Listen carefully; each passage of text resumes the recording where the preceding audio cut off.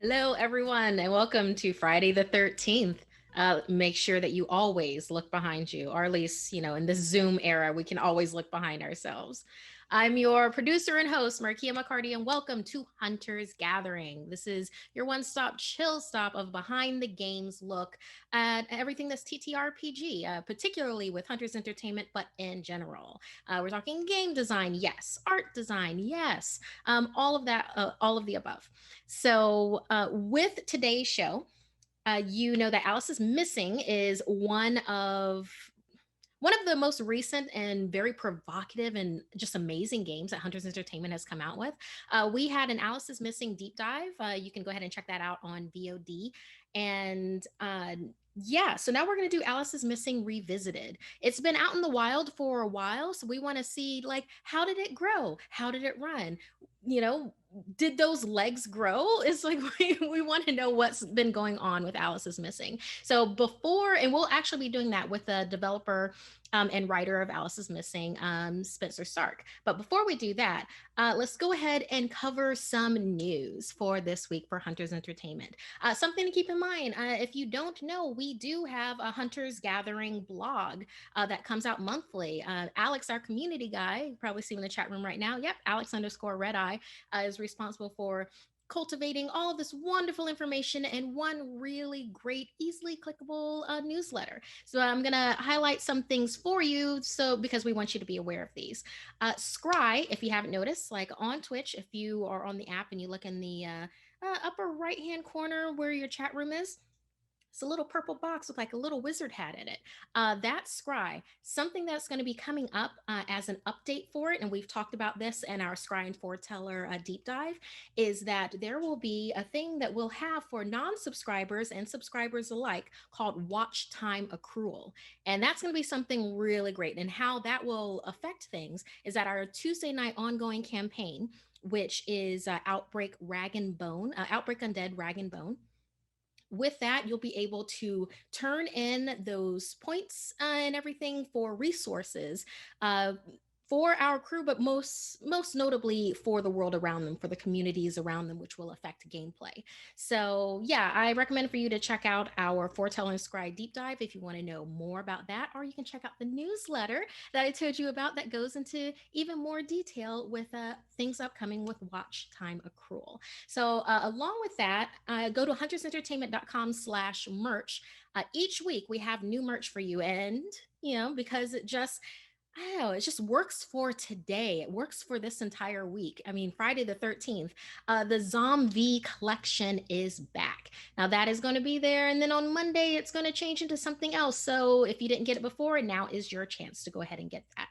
And then, of course, we have gatherings giveaways. And last week's giveaway was a Teens in Space PDF and the ABCs of RPGs activity book PDF.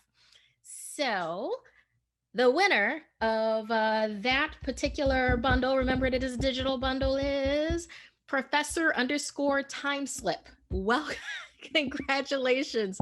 And I like your avatar name. It's a very, yeah, that's on the mark. So yes, congratulations for winning that. For those that don't even know that we have giveaways here, we most definitely do. Some on Tuesday nights, but on Fridays we've been holding that. So if you want to go to huntersentertainment.com/giveaway to know the ins and outs of how do I enter and stuff. So, and what you could win if you go to that and go ahead and enter for this upcoming week, like I said, just continuing with the theme, because I mean, Friday the 13th, what are you going to do? We are giving away Outbreak Undead Survivors Guide, Game Master's Guide, and Strain Series Zombie PDF. So that means digital. So we're not going to be shipping anything to you except for like shipping it to your email address. So yeah, remember huntersentertainment.com/giveaway. And the winner will be announced on next week Hunters Gathering. That'll be on November 20th.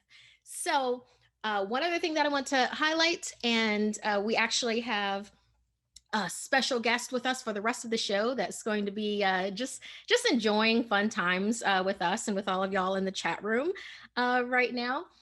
We have Spencer Stark, developer and creator of Icarus, and then also Alice is missing. Hello, Spencer. Thank you so Hello. much for joining us again. I'm I'm glad that so we were glad to able be here. to. Yeah. Happy to be here. Happy to be here. Thanks so much.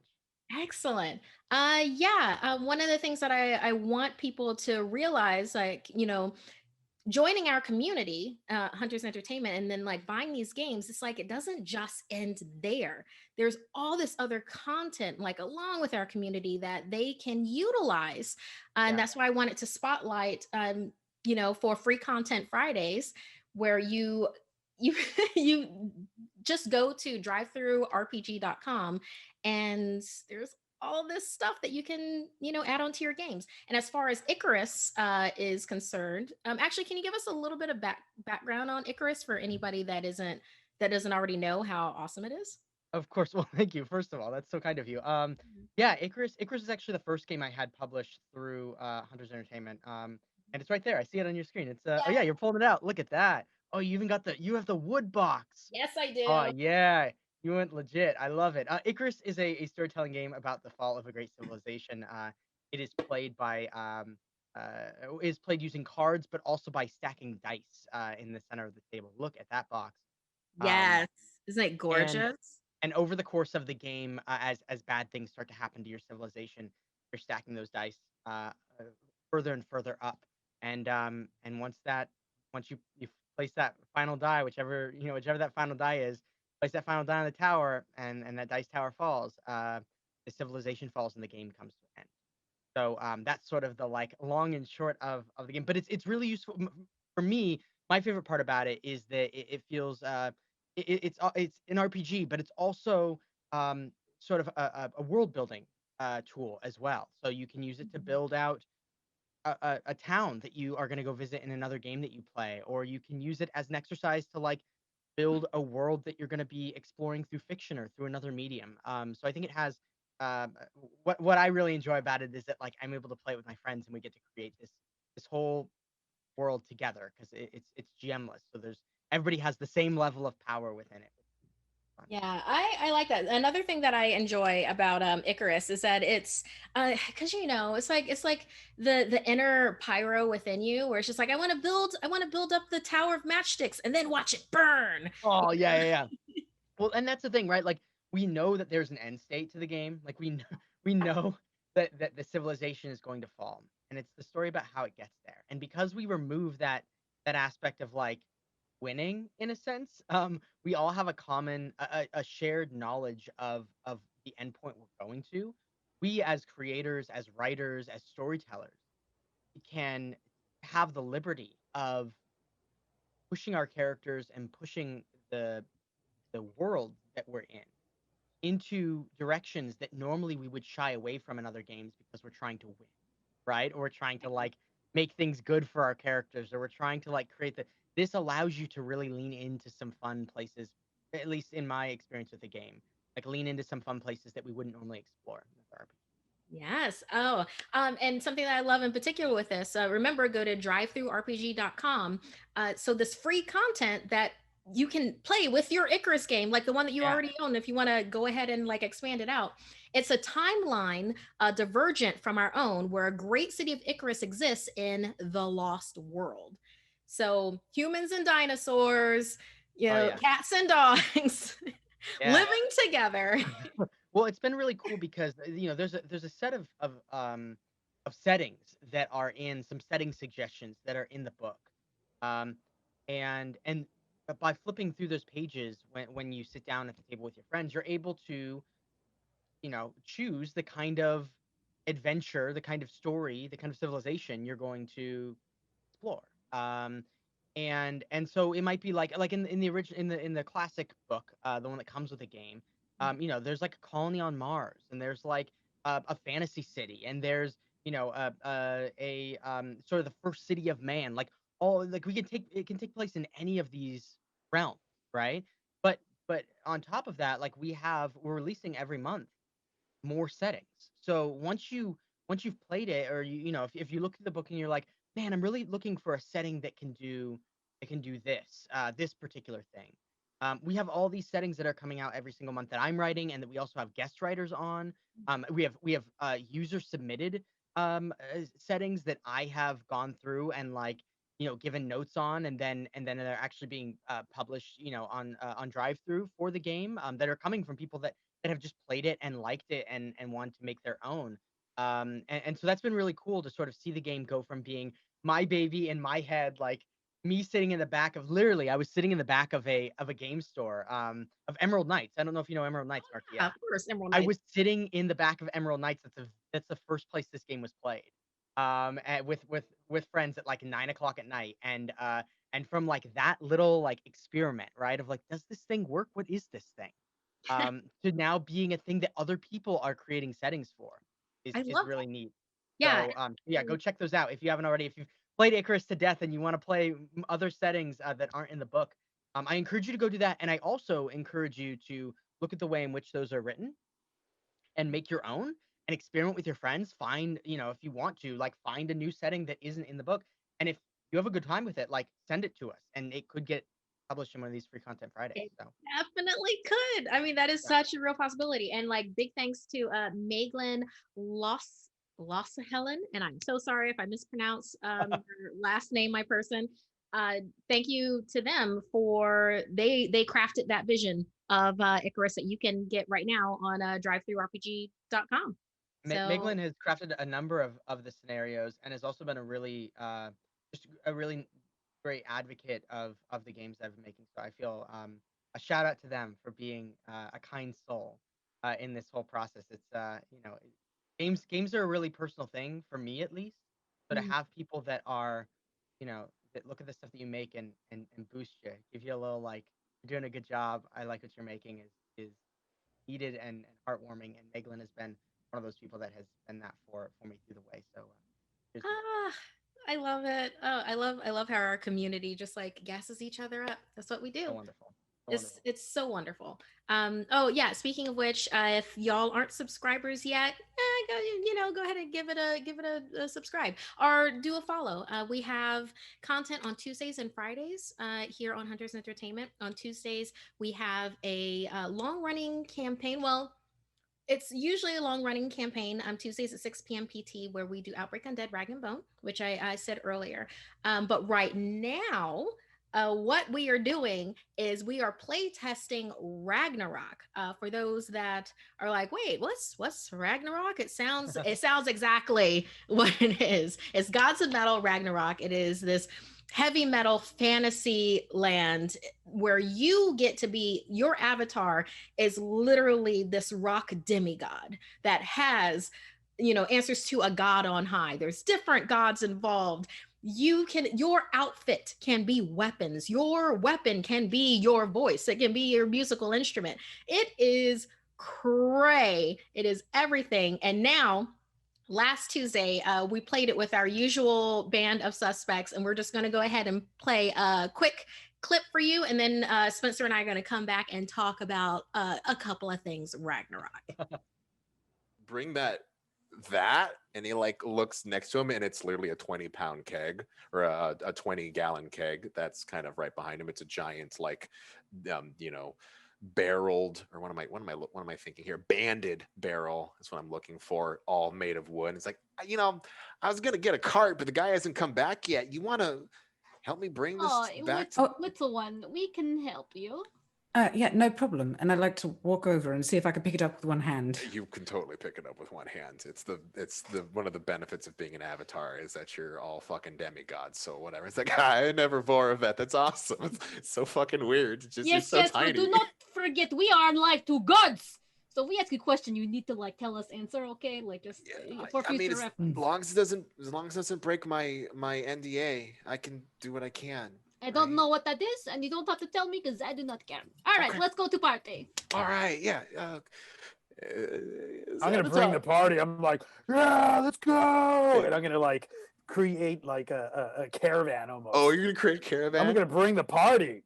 Yeah, it's like so they kind of get out, and Jasper, who is probably like 15, at this point, probably should not be drinking if this was any kind of real world, but it's Ragnarok, so whatever. Jasper is coming out and it's like watching as Gloryhammer is basically like carrying the party with them, right, as you're moving out. And Jasper kind of like is walking next to you, Sabototh, and goes like, hey, yeah, Sabototh, it's Sabototh, right? I fucking heard about what you guys did with the fucking ice trolls. That was awesome. Like, Yeah. did you really kill like 10 of them? Like at least 10. Just me. They killed at least 10 more, each of them. What? Really? Mhm. So that's what, like 15? Look, and I take out my guitar, and there's like on the top are the teeth of the troll. Oh my god. He like kind of holds on to them and was like, this is so cool. You guys are crazy. I can't believe you're gonna be playing with them tomorrow. I can't believe you're gigging with them tomorrow. That's awesome. We're gonna go to Hull House. It's gonna be so cool. I mean, I'm not gonna go to Hull House because I have to stay down and watch the carriage, but you guys are gonna go to Hull House. It's awesome. We can maybe sneak you in. We're What? No way. No, dude. I would like Angel Witch would kill me if I ended up going there with it. Just don't get caught. You can hold my guitar for a little while. He like grabs it and it sinks under the weight. And he's like, I just wanted a ride, but he's like holds it, and you actually watch as one of the saber-tooth teeth that's on the bottom of your sweet guitar, like as the weight drops, you actually watch as one of the teeth like sinks into his femur for a second, and he pulls it out and he's like, oh, okay, yeah, it's cool. As he walks forward, went through and is holding, and you can see like a trail of blood is like going down his leg as you're walking the party, just taking it to the next round. And a few minutes go by as Jasper like takes you down a couple more streets onto one of the main street and shows you another one of the big party houses. Noxtrund is full of them because this is just where, like, imagine like Sunset, like where the Rainbow and like the Viper Room and all of those areas, like it's just that times 1,000, but for all these fucking avatars. And he goes, okay, we're going in to the Goldenrod. Yeah. He points it out. He's drunk. Looks like he's kind of maybe getting a little faint from blood loss here. And he goes, Sabotage, I'm good now, man. That's great. He kind of heaves it back. Can you take it back now? Yeah. I pick him up too, so he can, He flops him. It's like, yeah, this is the best night ever. So you guys barge into the Goldenrod, which is a little more upscale than where you were beforehand. But it's much, much, much bigger. Like, we're talking like, rodeo bar size kind of square footage. And as you swing the door open, Gloryhammer, you've got the barrel up inside of the onto your head, and everyone is just like looks up and looks and goes and just like, yeah, raises their hands up. They're excited as you walk into the fucking Goldenrod. What do you want to do?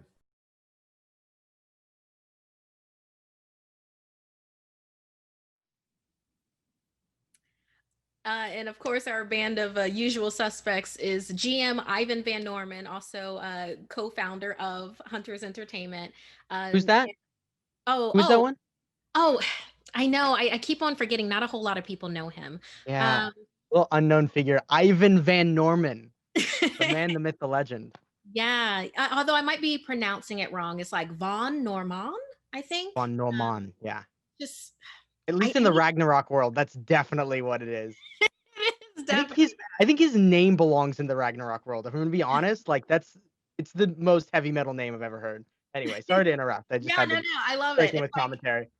no, it's like one of the things, with Ragnarok is that you have to like get a saying that your character is all about, like purify the corrupt or something like Right. that. And I just think Ivan's is like, take all the blame. I was just gonna say mine would be Ivan Van Norman. That's all. That's That's my yours. catchphrase. That's my catchphrase in the game. Yeah. If Oh my I'm God. ever on as a guest, that's gonna be my my catchphrase. It's just Ivan Van Norman. I like that a lot. Yeah, no, so it's like Ragnarok in general. I mean, let's chat real quick and then we'll talk more about the recap with Ragnarok. I mean, as a developer and a writer, I mean, just as a player for me, I'm super excited about Ragnarok and the ins and outs of it, just from that, or even just like seeing that clip. How are you feeling? Yeah. So it's funny because when I was developing Icarus, um, simultaneously Ivan was working on Ragnarok. And so we were sort of like, so I remember us sitting down and talking about like the system that he wanted to do, and all of his thoughts about it. And so it's been really cool to see it from that state where we're like talking about the kind of stuff he wanted, like the feeling he wanted to capture, and there was like all these kinds of really unique pieces that he had, and like I don't know, it's just it's always really cool for me as a designer, but also as a consumer of games, somebody who is simultaneously somebody who makes games, but also loves playing games and loves playing games, even if they're not games that I make. Um, to watch a project go from this like amazing, crazy idea in somebody's head to being a thing that is being played by incredible players. And a shout out to the players too. Like the people on that stream are some of my favorite people in the RPG space. I mean, Michelle got to play with us in the last game. We'll talk about that. But like, yeah, there's just some really really great players on that screen as well. So yeah, I'm just super excited to be. I haven't been able to play it yet, so all I know is what I've seen from that clip that we watched. So I'm super down to come on. If you guys ever want to play it, like hit me up. I'm down to Ooh, come and play nice. with you. Oh, okay. All right. You've committed Write me yourself. write that JB, So write that yeah, down. no, Yeah. yeah, I'm writing that down now. I wanna see what your avatar would be. Not only your avatar, but your Mundanian.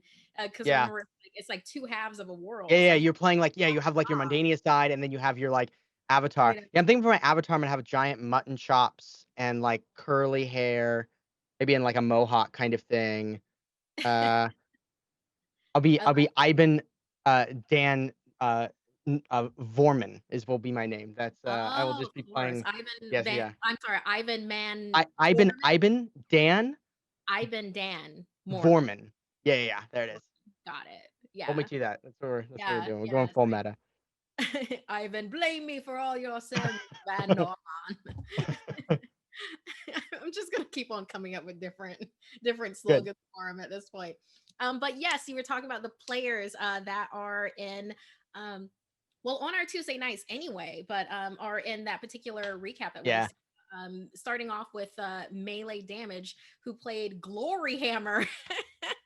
Extremely British, very like rock star British, Glory Hammer.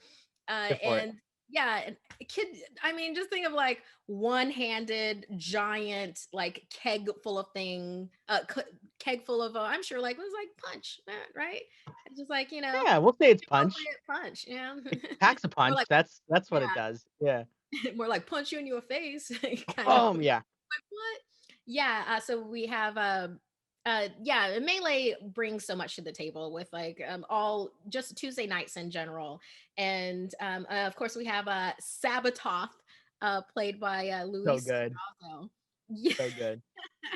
It's great. I like with Glory Hammer in particular, they were a smaller person and was the brutalizer of the group. And there's a very real possibility that we will have a second half of this game sometime I'm not completely certain of the details. Ivan made some claims on last week's stream, and I actually haven't gotten that verified yet when that second half of that You know, game is we happening. but the thing is we have to keep people on their toes. You know what I mean? Like you Yeah, got to keep people guessing. You got to keep you got to keep them in suspense. Otherwise, it's just exactly. You gotta playing the tune GM in on role. Tuesdays and then tune on Fridays to find out what in the world is going on Tuesdays. And of course, you have my character, Carthusis Artifact, who is like a literal like embodiment of everything that's wild nature within a being. Uh, So cool. yeah, like absolutely her favorite thing is legend smithing. I mean, you should have seen me during play tests with Ivan where I'm like, can I legend smith that? It's like in combat, I'm like, but what if I narrate while I'm doing it? Can I add this? And then we have Hexus with 3 X's for multiple reasons, played by Michelle Wynn Bradley, which came from more of a Nordic type background. What I loved about like this group of rockers is that like you completely see these rockers like existing in Yeah. real life. You can picture them like blown up in the world of Ragnarok. So Yeah. this was a So fun cool. time. Oh This yeah. Well, and I mean, y'all went full out too, like those costumes and makeup. I mean, look at Michelle. Look at what she looks yes, awesome. yes. She So always cool. brings it. Yeah. Oh yeah. I Yeah. love her production value with what she brings to her characters, along with the characters themselves as Yeah. well. Yeah. Yeah. Just the icing on the cake is the costume production value. Very, very good. And the makeup, it's great. I love all of Yes. it. Oh man. Okay, so yeah, that is, and then of course, keeping in mind that Ragnarok, the Kickstarter for Ragnarok, will be coming to y'all in 2021. So of course, we're going to have more content that will be talking about Ragnarok. But if you want to know something between now and then, I mean, we definitely have a number of Ragnarok VODs. So go ahead and take a look at those. You can take a look at that if you're watching this on Twitch, or if you are seeing this later on, for those that watch this on YouTube. We do upload it about a week after this live airs on Friday, 6 p.m. PT. So yeah, so look out for that. I think it happens around Thursday for that VOD. Don't So go there now, though. Don't go no, there now. Stay don't with go us there here. now. You'll Stay miss with us here. the larger part of the conversation. And also for those in our chat, for this part of our conversation, we're not going to go into our 10-minute break that we usually do. We're just going to like we're going to keep this ball rolling. So we're going to be doing Alice's Missing Revisited. You know, everything that it's just really been doing with the community. I really want y'all in the chat. If you have like your own personal experiences with Alice's Missing, you have questions that you want to know about, like, where's it moving forward? How's it feel now? You know, has it changed so much from when you first released it? So Yeah. all of that. So go ahead and start putting that in the chat. We're going to grab those questions, grab those comments, and as the conversation continues, we're gonna like work that in. Also, this is a conversation. This is You're a in you're between. being a GM is what you're doing. You're asking questions and then you're like using the answer. You're GMing our conversation. Look at this. It's so meta. I love it. I love it. Yeah. Yeah, So good. behind the games. It's how I love it's why I love games. Excellent. So, okay, so to get our Alice's Missing conversation started, we're going to go ahead and start that off with the trailer for Alice's Missing. So we will see you in just a second.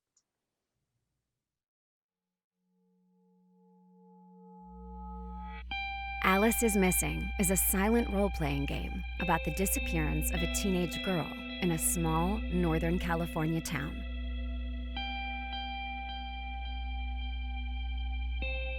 Played entirely via text messages between the players as they investigate what happened to Alice, you'll be discovering clues and unearthing secrets for exactly 90 minutes.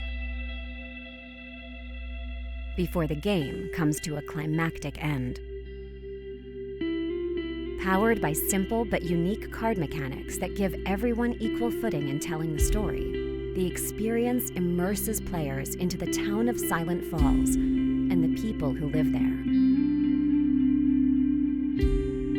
Whether you're playing Jack Briarwood, Alice's older brother, Dakota Travis, her best friend, Julia North, the secret girlfriend, or any of the other characters available to choose from, you'll explore your relationship to each other and to Alice as you put together the clues needed to discover where she is and who is behind it. With a full-length licensed soundtrack and a structured narrative that unravels slowly through text messages between players, Alice is Missing is a role-playing experience unlike anything you've likely had before. It's personal and emotional and intense. Harkening back to video games like Life is Strange, Gone Home, and Firewatch. Designed for single-session one-shot play, the game's narrative is driven solely by the players, creating a fully immersive experience accessible to both newcomers and role-playing veterans alike. And by offering a digital add-on for Roll20, you'll have the opportunity to play both over the internet or around the table together. Alice is Missing, a silent role-playing game.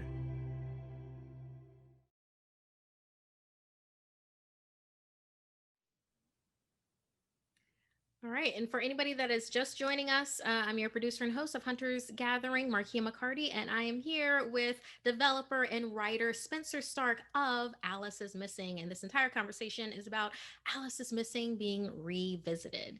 So, yeah. And also just to remind the chat, yes, drop those questions. I know I see Alex _ Red Eye is already on it. Yeah, this is also an opportunity to just have like an organic conversation with a developer of like we want to know your experiences. We want to know what you felt while you were watching the games and everything. And Spencer, just for anyone who doesn't know yet about Alice is Missing in general, can you give us a quick rundown of what it is? Yeah, That yeah. of course. Yeah. So Alice is Missing is a silent role playing game about the disappearance of a high school junior named Alice Briarwood in the small, sleepy Northern California town of Silent Falls. And during the game, you're sending text messages back and forth with the other players as you try and uncover the mystery behind where Alice has gone. Um, so yeah, the whole thing is played over message. We play it over text or over Discord. And it uses cards with prompts and characters and locations to sort of drive the mystery forward, and it takes place over 90 minutes. Yes, and one of the really excellent things with this game is that, like Spencer said, it's literally silent. There's a 90-minute timer that also has like a very impeccably built playlist that plays along with your gameplay. And during that time, I mean, there's certain things that have to happen at certain points in the game, but Yeah, the game does lay that out for you. And then one of the things is that Spencer, I mean, you've been facilitating a lot of these games yeah, since we had the first playthrough here that we actually had that here on Hunters Entertainment. We had it during Gen Con, the first Gen Con. right. Well, yeah, and I mean, I've been facilitating it since I hit my year mark of running it just a couple weeks ago. The first time it ever was like out in public. I had a close group of friends who are actually in the book who play tested it, including Mika, who was on the stream last time. Hmm.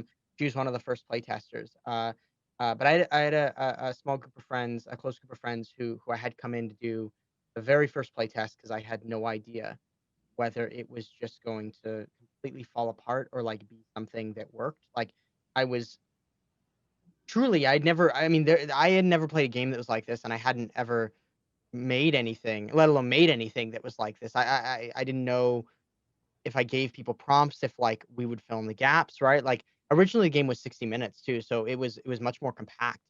Because I didn't know how much time people would spend outside of the clues. Like I didn't know what kind of banter there would be. I was worried that it would be awkward, right? That like we would sit in these conversations and like people wouldn't know what to say to each other and that it would just kind of go dead until the next clue came up. The first time we played the game, we were like, we have to make it longer. Like we have to make it 90 minutes. I think it was actually like the third playtest or so that we really decided like, now this has to be 90 minutes because everything was so packed in to like an hour that it really it went by too fast, right? It was too hard to like to sit in moments, because I think one of the parts that I love about the game the most, having play tested it, and then run it, facilitated it so much, are the quiet moments, the moments where I'm able to step away from the group chat and move into a private chat with somebody and talk with them for 5 minutes, right? Have these like really impactful discussions, and then jump back to the group chat again, and take the knowledge that I got from that chat, into the story, bring that into the story in some way. And so yeah, so playing it, I mean, I've played it probably, I mean, I know I've played it over 100 times. I don't know how many times I've played it. Frankly, I've lost count at this point, but it's been, since its inception, the very first time it was out in the public was Big Bad Con of last year. And that was like, I think the year mark on that was a couple weeks ago in October. So like it's been a full year of me playtesting it, probably almost every week or every couple of weeks I've played the game. So that's a lot of, and sometimes twice a week. I mean, I ran it 4 times at Big Bad Con, and I've run it multiple times a week since then. So it's like it's been a lot of playing it. But what I found that's been really fun for me is that every time I play, it's still different, right? Like there are a set amount of like there are set characters, and there are set locations, and there are set clues. Like there are a number of clues, but the game doesn't really rely on those. i- those are not. I don't know what the right way to. I don't know, prescriptive or descriptive, but it's like those are basically just prompts for you.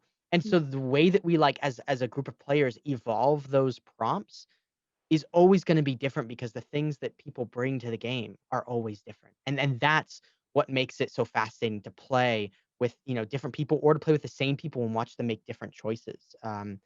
Anyway, rambling, but that's kind of been my experience so far with it, is like, running it that many times has shown me how many different directions this story can take, even though it's one type of story that we're exploring.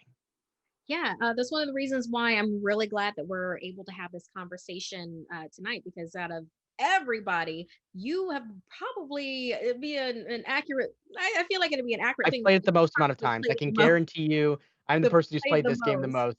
I Yeah. cannot I cannot imagine somebody who's played it more than me if it's only been out for a couple weeks or a couple months. Yeah, that's I've absolutely played it the most amount of times. Yeah. But yeah, talking really quick about like what's on the screen right now for anybody who's just listening to the audio of this, is that we have the first time that Hunters Entertainment did it for basically the world, was during Gen Con, the first Gen Con this year. And the players were myself, Markia McCarty, Becca Scott, Kaylee Bray, and also Mark Meir. And of course, he had Spencer facilitating with this particular game. And I know, just this was the only time that I've played Alice is Missing. Yeah. I know a number of things from what you were saying. Like these are the things that I've learned. 90 minutes is not long enough. Right. We have to leave them wanting more. We have to leave them wanting more. Yeah, I yeah, yeah. definitely want it more, and it Good. definitely nailed it with that, because it's like our particular game ended on such a note. It was like such an incredible cliffhanger, and it was just like, but yet it also felt a bit satisfying, but it also was different levels of emotionally devastating at the same time. So I could just imagine then turning around and be like, okay, let me do this for another person, like 2 days later. It's like Yeah. that's a lot of that's elasticity that you have, Well, yeah, to be I'll able to say have playing that much yeah, empathy playing and it. recharge enough to do it again. Sure, playing it during Big Bad Con. I mean, that was the time I ran it 4 times in 5 times, maybe 5 times in 2 days, something like that. And because that was my opportunity to showcase it to people. I mean, if you don't know, if people don't know what Big Bad Con is, it's an amazing story games focused convention, RPG convention in like Walnut Creek, and that, which is up near like San Francisco area. And that was the first sort of exposure that people probably had on a, in people that I didn't know playing the game. And I actually had Darcy Ross, who's now part of the company that Ivan is a part of as well. Darcy was one of my first playtesters on that, and so being able to have somebody like Darcy come in, and somebody I look up to in the industry come in, and she sat down at my table randomly. We met randomly at a table, but she's somebody that I is very highly respected in the industry, and somebody that I I look up to. So to have her come in and just like play with us, and give the feedback that like, no, you're onto something, like this is a thing, was super helpful. But at the same time, like running it that many times, by the time I left that convention, I was like, I don't need to run this for like at least another week. Like I need to take a week off at least from playtesting this. And again, like the game doesn't shy away from saying that, right? Like I as the game designer, I'm telling you, play it, sit with it, let yourself recover, and then when you're ready to play again, play again.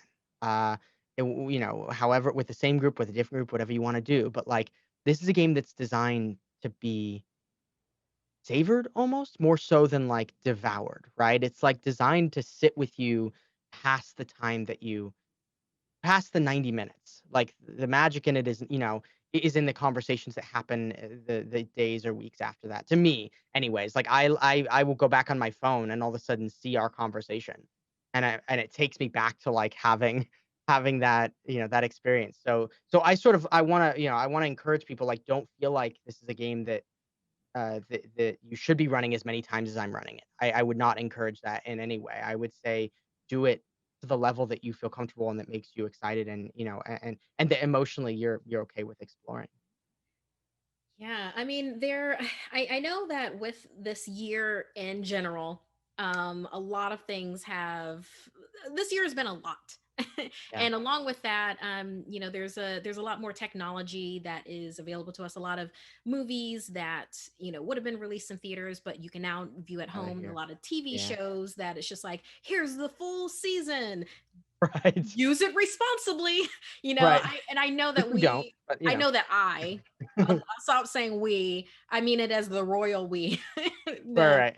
I'm a chronic You're binge. allowed to use that. You're allowed to use the royal we. Yes, the royal we. You're the queen of this channel, so you're more than welcome to I'm, use the royal we.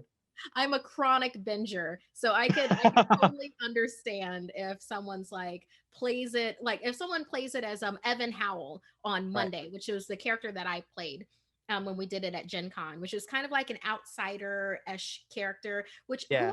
you could be very edgy with. So it's like I Sure. was attracted to that with it. So I could see if someone played Evan on Monday and then on Wednesday they had another opportunity and they're like, oh, but what about that Jack Briarwood though? Right. The older brother. Yeah. What if I What was if I the played brother? Julia? Yeah, Yeah. Julia's like the flip. Julia's like the opposite of Evan in that way, where like Evan's the one with the crush. But he's the Mhm. one who like has the. I mean, I guess there's sort of parallels, but they're opposites in that like Julia is with Alice, and Yeah. Evan wants to be with Alice. So you can like play that flip side, and there's usually that reveal that happens during the game to Evan about Julia, and that's usually a dramatic point. So like to be on the other side of that is definitely something that you can, it's a Excellent. place you can explore. Yeah. Yeah, that actually works in really well with one of the questions that we have. Alex underscore Red Eye asked, "What lessons have you learned since the game hit the public?" So I mean, I'm sure there's a lot that you've learned. Don't worry if you don't remember everything or the biggest right now. Sure. That's literally one of those questions that's so good it can also percolate. Yeah. And then First of all, yeah, I just want to shout out Alex, who is our a wonderful community human. guy. Yeah, Alex is so great. We love him a lot here. I'm using the royal we. But I do mean it from all of us too. I think we all love him very Yes, much. you can use it Um, both ways. I can use the royal we because I'm the jester of this channel. So I'm taking uh uh anyway, lessons I've learned from here. I mean, it's hard because I think there are a lot of things that you learn from your game going out into the world. I didn't. I knew that the game was something that meant a lot to me, and that was something that it, when I first started playing it, um, I've talked about this before, but like with Icarus, with Brooms, and with Alice, all of them had thing about them. Like I don't even know what it is. I couldn't tell you, but like I've worked on a lot of games I've that have never seen the light of day. I've and for any, budding game designers out there, like you make 25 designs for every one. You make 50 designs for every one that actually ends up coming to fruition usually. At least in my case, I only do the stuff that I'm like super passionate about. So like all the games that I take, at least on my own, if I'm not collaborating with somebody else on a project, if that's the case, then I'm doing it to sort of like either, help that project or help me or, whatever it is. Like there are different reasons, but like if I'm developing a game that I have a sole credit on, like my thing is I want to feel that spark. I want to feel that thing on that game.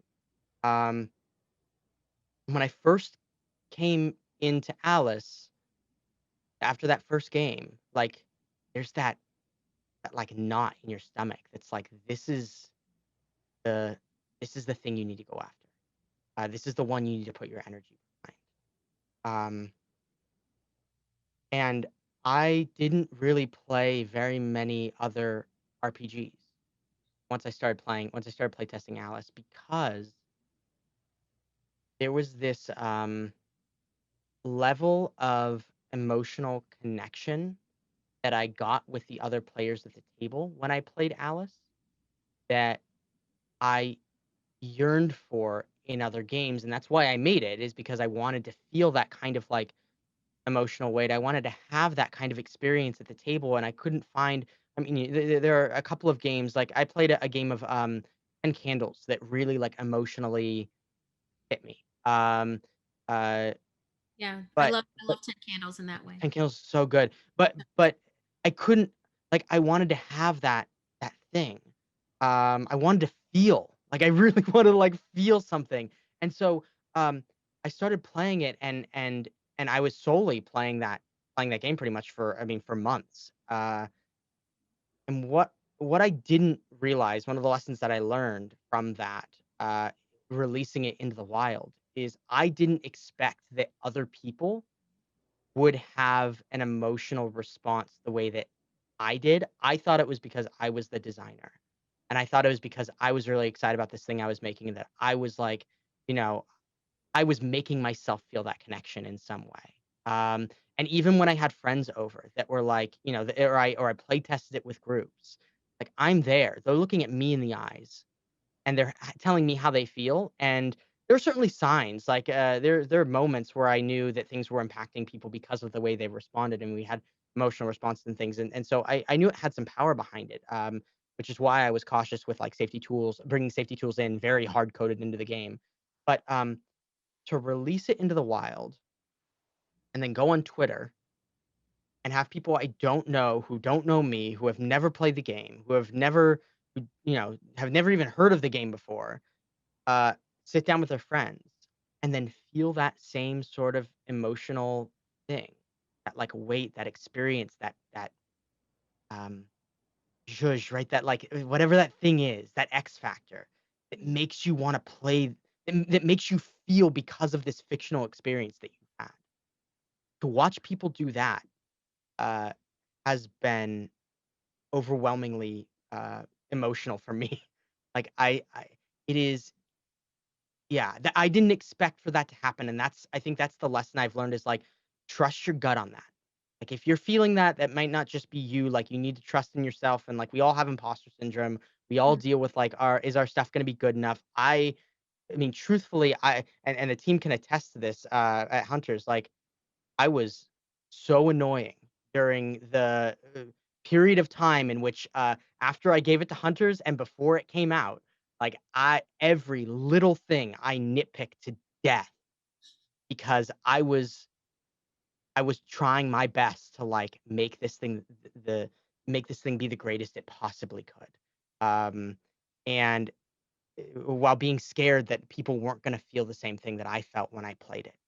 Uh, And so to see all of that work pay off, like that was a huge, huge weight off my shoulders, and brings me so much joy.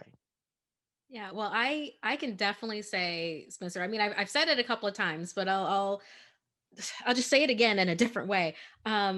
The the emotional vulnerability and the truth that comes in with this, even though yes, it is truth within a fictional circumstance, Fiction. but Yeah. it's still, I mean, what is fiction? Fiction, we have archetypes and Right. everything for a reason, because it's touchstones, Yeah. to be able to find yourself within these characters and then interact in this game, and then also to have it be where it's 90 minutes, that's what you get. Yep. You're Like in that block.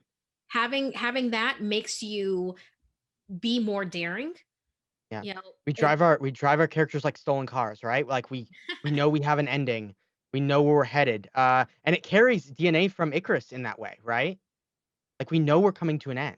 yeah, yeah, And exactly. so yeah, so there's this interesting sort of parallel that with the card prompts and Icarus and the ending, like we know that we're rushing towards an ending that I didn't even realize until looking back on it like months after I made it that was parallel.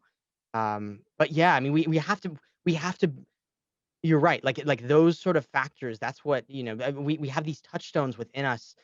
We all were teenagers, or we are teenagers. If you're playing it when you're like we Or all just know about to be a or teenager. just about to be a teenager. Like we all know what it feels like to to f- to to have a crush on somebody and not have it be requited. We all know what it's like to, have to hide something from other people, whether that's a relationship or whether that's a secret that somebody has told you, right? We know what it feels like to hold those things close to us. And so then we just add like an element of something that probably hasn't happened to you, which is all of these circumstances which could exist in your regular life, but then the person that all of those things are around goes missing. And so we go from reality into like a not a heightened reality, but we take those pieces that make our normal that in when we were teenagers or when we were young adults, like make our own lives or the drama in our own lives, and we just crank it a little bit up to 11, right? By putting an inciting incident in it I like that and you then said a throwing little everybody bit. together. A I like little that you bit said a to little bit 11. and then it's Hey, immediately 11. we we didn't take it to 20. We didn't take it to 100. We just take it to 11. I just Uh love that your dial is already at like 8. And so yeah, then yeah, yeah. like a little bit to 11. Yeah. My dial's at 10 and a half, and we just cranked it And up just to like 11. up Yeah, yeah, to yeah. I love some of the comments that our chat room is doing right now. Jules does stuff 15. I totally agree with you.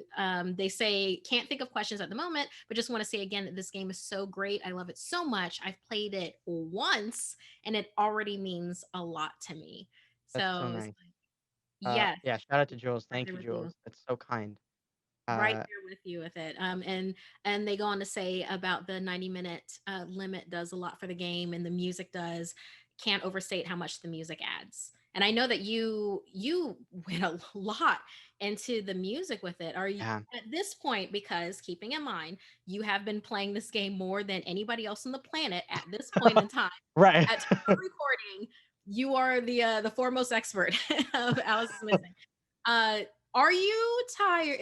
Are you tired of the playlist? Do you want to switch something out? How are you feeling with your choices that you made back when Yeah. and how it is now? Uh that first song hits and I tear up. So I can't say I'm sick of it yet. That Awesome. that first song I'm from so Message to glad. Bears, and it's and I know that like I preface all of what I'm saying, especially the stuff about it like having emotional weight and stuff. I preface all of that by saying this is a lot of that is because this game means so much to me. It was made during a time that, where we're all dealing with stuff all the time. Like we're all dealing with things, but like it came during a really pivotal point in my life. There are so many things about the game that are outside of the actual physical product that you see that um that impacted what I was making and how I feel about the game. And I mean, truthfully, I don't know if I said it here or if I said it in a different interview, but like this was the game that I never thought would see the light of day. This was the game that I thought was going to be my heartbreak game. This is the game that means more to me than anything else I've truly any other thing I've made in my life. Like this game is the thing that I gave myself to in that regard, in making, and that I was afraid was gonna not ever be a thing. And so a lot of that emotion, a lot of that, like, and mind you, like during that time, during the development of this, where I was like, nobody's gonna pick up a weird game where people play via text message and like it's it's not really it's an RPG, but it's like super narratively strict and it has like, time cards and like all this weird stuff. Like it's not a thing that people would pick up. But I loved playing it so much, and I loved watching my friends be creative and become vulnerable with one another so much that all of that emotion of wondering if you're good enough, wondering if the thing you're making is good enough, and loving what you're making, caring for what you're making. It's not even like loving what I'm making, but like caring about this thing. Um, as I'm listening to that song, that first song from Message to Bears, while I'm building the whole thing, I mean, that was like from the beginning, that was the song that I listened to. And so there's so much emotional weight for me behind that the minute that comes on, I'm good. Like I'm in it. Uh, all of it rushes like all of that. The fact that we've done it, that we've put it out in the world, that people have responded to it, generally favorably, like that it's making people feel things the way I hoped that it might. Um, all of that hits me with that song too, and then it sort of goes away, right? Like everything fades into the background, and I start playing the game. And before I know it, that song is back on again, and we're listening to voicemails. So like, yeah, I actually saw Alex. You were asking how long did I spend cultivating the soundtrack? Alex_Red Eye, thank you for the question. Um, he's saying ballpark. I would say probably like 60 hours. Um, listening to different music, and listening to the soundtrack over and over and over. I mean, it's 90 minutes, so figure you listen to that 5 times, Yeah, you're already listening to it for a long bit, but, like, I would listen to it it's like over too and over and long over. for Yeah, and some people. imagine the game. Imagine the way I wanted the game to play out, and then have to find if I was I'd be like, "Oh, this song doesn't really work out. This moment is happening here, like, this kind of archetype of a moment is happening here. This needs to change." And I would move that piece out, and then all of a sudden, I'd be left with a 3-minute and 43-second hole, and have like, "Okay, now I have to find another song that fits in 3 minutes and 43 seconds that's like that works emotionally for this moment." So you just go scouring, and then you start to move other pieces around. And it's like this jigsaw puzzle. So yeah, I mean, it was a large chunk of once I got the game to the place it needed to be, the cards and things in the place that I wanted them roughly, like that was my focus, was scoring this thing. And finding music that we could license to score the thing, right? It's not just like you can find any song. It's like finding songs that we can afford as an RPG. Like we're not making a $1 billion movie, right? Like we're not Warner Brothers. So it's like you can't go out and ask people to get these incredible songs. You have to find indie artists who are making music like this and pull that in. And so that was the challenge there, but also something I think that formed a lot of the music helped to shape a lot of the game and vice versa, right? Like I would listen to the soundtrack and be like, "Oh, what if something like this was happening during this moment in the music?" And I go write a new card and try that out. So like there's sort of a dance there that happened, which was really neat. I like that. One of the things that you said with like spotlighting indie artists, it's Yeah. great that Not Always Weak had a comment that they wanted to thank you for introducing them to Message to Bears because their music is the perfect background for when they're doing captioning work. It's like, Yeah, Message to Bears is great. so good. Go listen to all the music, and Jermaine, who's the one who hooked us up with that song, is just not be a nicer dude. And we use a number of their songs, not just the first one. I think there's 3 Message to Bears tracks in the game, and every one of them gives me chills. Yeah. So huge shout out to them. They're yeah, that incredible. I would say go watch. They have a live performance where they have a band. They actually like have a full band there, and they're in the streets of I think in like the UK somewhere, and they're playing Mountains. I think the song is Mountains. It's not in the game. It's actually the song that they used for Life is Strange, which is where I found them. Oh, And they're playing that song, and it just like I start crying. Like I just watched it and just cried. I was like, this is this is the most beautiful thing I've ever seen. So like, yeah, it's really neat. So if you like their music, go on YouTube. They have like acoustic sessions, and I would highly recommend to go check those out because if you love, listen to their recorded stuff, like seeing them sing it and seeing them play is so cool. Okay. Well, before we get to some of these really other great questions that a lot of people have asked, I do have a question for you, Spencer. Have you played anybody other than the facilitator yet? Yeah, so it's funny. I get a lot of questions from people on Twitter and on Discord of like, do you play anybody except for Charlie? Does that get old?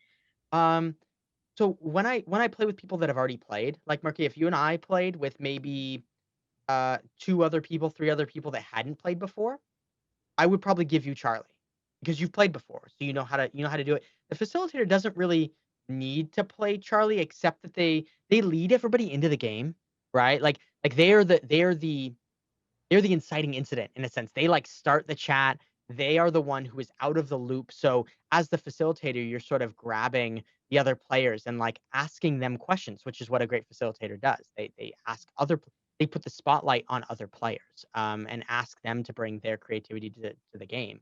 And so as Charlie, that's what you're doing in the very beginning of the game. You're going, hey, I haven't heard from Alice. Like, what's going on? And start to pull those people in. Once you've played it with somebody and once they know kind of the way that works, I could totally give you Charlie and I could play Evan and you would know it's the same once you start playing, right? It's just like you would know that you have to send a text message first because that's what we did before, and you would have a card that tells you to do it too, so it's not like you'd be confused. But like certainly, and I've played all the characters, I've played everybody in the game, so I've played it enough to be able to do that and experience it because I, as the designer, had to know what it felt like to play all of those characters. I've been lucky enough to play with people that have played multiple times and been able to take Charlie and I would still facilitate as like the designer. I would come in and facilitate, but then I would give that role away to somebody. Okay. All right. Yeah, I'm because that's something that I was wondering because if you weren't playing Charlie, like for me in particular, I don't know why, but I kind of see you in a Julia North kind of a thing where it's like you're kind of keeping it on the down low with like you and Alice Mhm. type of a deal, but you're just trying to hold things together Yeah. because that's the way that it always has to work. And I don't know. I want to see you play Julia in a game. So My most memorable game outside of playing Charlie was playing Jack, which felt the most like the facilitator to me because he was like the big brother who was trying to like keep everybody safe, right? Like my goal was like protect everybody, make sure people, I was the big brother, but the way that we sort of established the game, like I was sort of everybody's big brother in a sense. So when Alice went missing, like oh, I was the person who was holding the group together, and that felt really facilitatory to me, which was interesting. It just happened to go that way, but like that was the and we had an ending that made things really hard for me as the person who was trying to hold everybody together as things were spinning out of control. And so I think there's these different dynamics that can come from playing different characters. But yeah, I mean, I love playing Julia. I love playing especially because there's this certain emotional weight I think that comes with playing Julia because of your relationship, because you're in a relationship with Alice already when the game begins, but also because um, you have you have that secret, right? That you're holding from people and most of the other characters, I mean, everybody has a secret, but everybody has a secret that has been established as their secret. And Julia's holding on to this thing that she is actively concealing from most of the other players in some games. It depends on how you decide to play your Julia, but like you're actively concealing that. It feels like you're you're not telling everybody everything from the go. And that is a really interesting dynamic to me as well. Which is why I put her in the game, right? That's why I designed her that way because I wanted that like grounding. In that they hold that secret in the beginning and they have to choose whether to reveal it or not. yeah. And I know that with chat, this question has been asked a couple of times.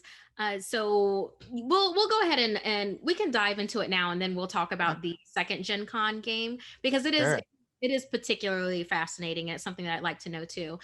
So yeah, STEM Hack brought this up. Alex underscore Red Eye brought this up. I feel like somebody else brought this up too. Expansions. People want to know. It seems like it would be very possible to add cards or change the entire story. Alex wants to know that was STEM Hack. Alex wants to know the potential to see for expansions. And then there's been, it feels like a couple of others. And I know that that was something that I was thinking as well. Yeah. So, and So also, I can either yeah, yeah. I Go also ahead. want to put this out to chat. If you have ideas for like expansion or be like, I want the lost world of Alice is Missing. Right. Brought it back around to Icarus. Yeah. Yeah. I see that. So I see you. yeah, I drop some see you. ideas. Yeah. Drop some ideas. But yeah, are you thinking expansions with this? Yeah. And So what are you thinking, Spencer? I can neither confirm nor deny that there are things in the works. Just putting that out there. So like I can't promise anything, but what I will say is that I think seeing people play this and seeing the response that we've had so far, it would be um, really unfortunate if we did not explore that aspect of the game, of expanding the possibilities. I think you could add new look. I think in the it's talking about scope, right? There's a couple of different areas that I see hypothetically with this. One of them is let's look at the smaller scope. The smaller scope is like, let's add some more locations. Let's add some more suspects. Let's add some more clue cards that play into this narrative. We could create a couple more searching cards if we wanted, or we could add some more motives, or add some new characters. These are all things that are possibilities, right? And these are easy. Like I mean, they're not easy. They're going to take a whole bunch of playtesting from me because a little insight like into the process. The characters that you see here are different from the characters that we started with when we were playtesting. They have been and their archetypes are very similar to the ones that we started with, but the wording and the way and their secrets and their background questions, their voicemails are all tweaked, like fine-tuned over the last year of play, or the last 8 months of playtesting before it got shipped to publishing. um of me trying to make sure that everything fit together like like clockwork, right? Like cogs in a machine. Because of that, when I then go, yeah, let's make three more characters and let's make, three more locations and three more suspects or whatever it is. I now suddenly have to play all of those with all of the other characters, with all of the other suspects, with like we have to play test the whole game over again because it will suddenly throw a wrench into like the thing is I've tried to make it so tightly formed that like when I suddenly introduce new elements, those cogs have to also fit in that machine.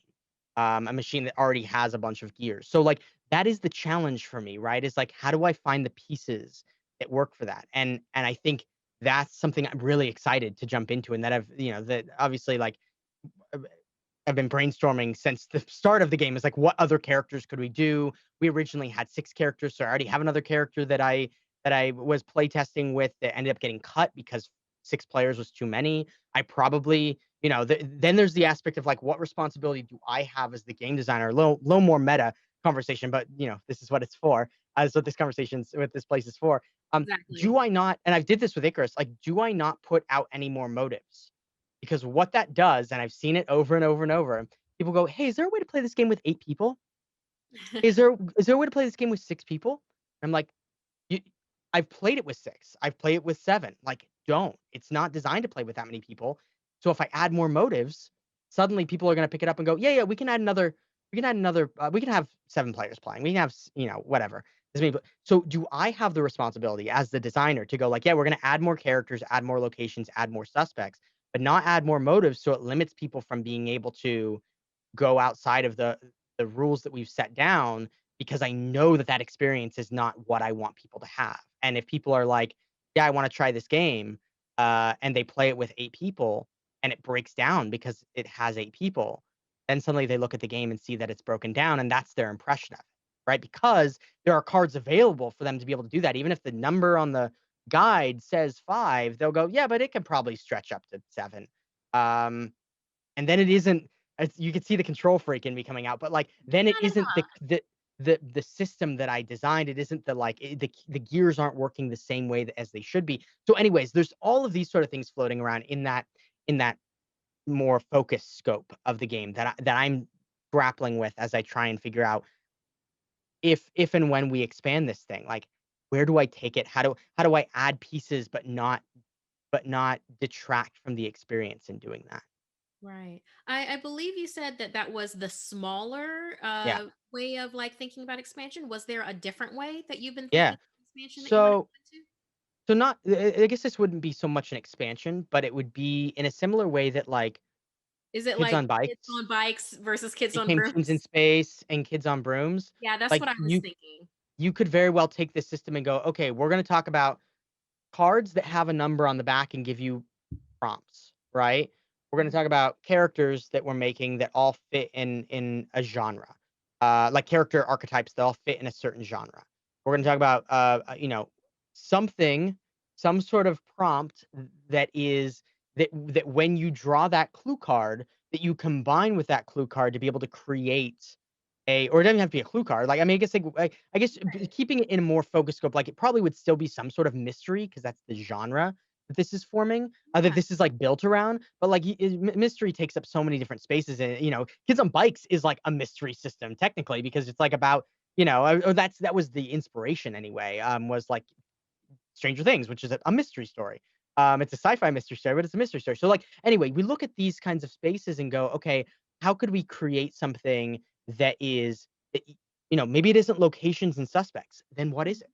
What are those things we're drawing and like combining with the clue to be able to create a piece of information that is then passed via text message or via message of some kind, that then is disseminated throughout, and then that card stays out, and then at the end we're shuffling all those cards and pulling one, and that's but then also you can upend that. What if that's not the way those cards resolve at the end? What if there's a different resolution mechanic in that regard? Like there are these kinds of things where we've seen it with Powered by the Apocalypse games, we've seen it with Blades, with Forged in the Dark games.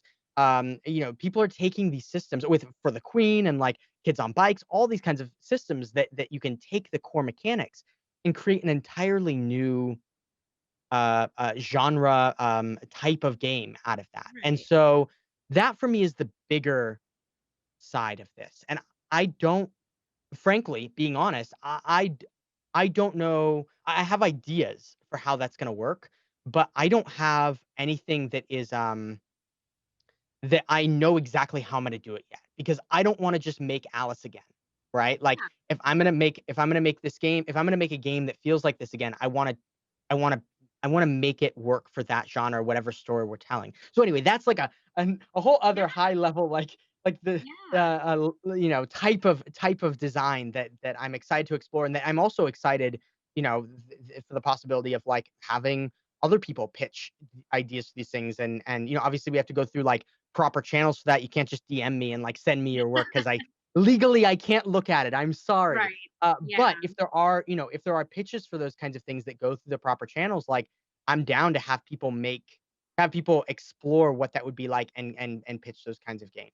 I mean, and if y'all aren't sure about those proper channels, you can go to huntersentertainment.com. Yeah. You can definitely click on our monthly newsletter.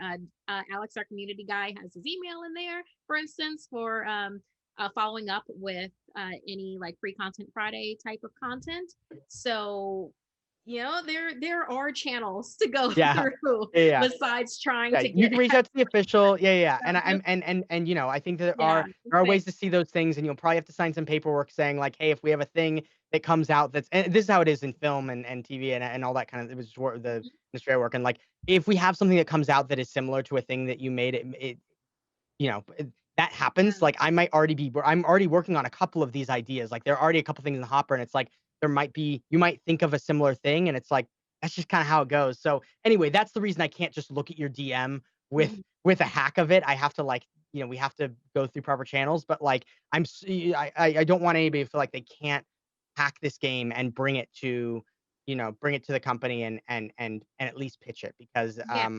I Yeah. think the way that we create, the reason why Powered by the Apocalypse games are so big, the reason why Forged in the Dark games are so big, is because they gave people the freedom to be able to go and do that, at least like, in some capacity. So like, yeah, I'm excited to see what people do with it. I've already seen that people have been like making their own characters and putting them into the game, which is really, really interesting. Like they've been taking the cards and photoshopping out the names and then like putting new information on and stuff. It's wild. People are going wild. So Yeah, I love I it. like becoming the people's game. Yeah, yeah. Jules stuff 15. Great comment. Call it the AIM system. Dope name and the roots without being too Yeah. tied to Alex. It's awesome. Yeah. Totally. Another question that they brought up, which I found particularly interesting, was that they were wondering if there are any aspects of characters that are non-canon, but just keep on tending to show up every game. Like, has that happened? Or Totally. Well, I think that there is uh we talk about theme. I talk about theme a lot when I talk about game design, right? Like we talk about what are the themes that we want to capture in this game. Not theme as in like, oh, this is cyberpunk, but theme as in like, what are the what are the feelings we have? Like what kind of thing does this evoke? Right? How do we see the underlying messages of what this game does? And I think any good game does that, right? Like Kids on Bikes is about friendship. That's one of its themes, right? and Um, flipping over grown-ups.